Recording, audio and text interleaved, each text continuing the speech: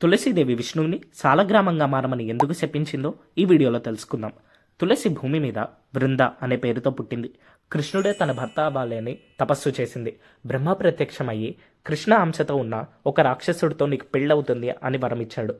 సంకచుడు అనే ఒక రాక్షసుడు తపస్సు చేస్తే తన భార్య శీలమున్నంతకాలం నీకు చావు ఉండదు అని బ్రహ్మ వరమిచ్చాడు.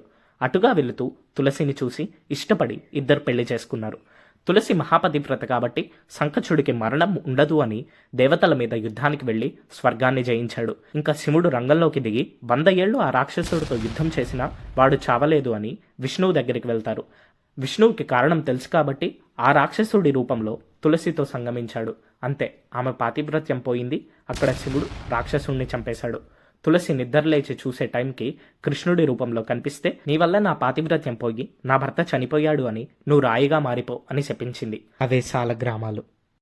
బృంద జుట్టులో నుండి తులసి మొక్కలు పుట్టాయి అని ఈ విషయం మీలో ఎంతమందికి తెలుసు? జై శ్రీకృష్ణ అని కామెంట్ చేయండి.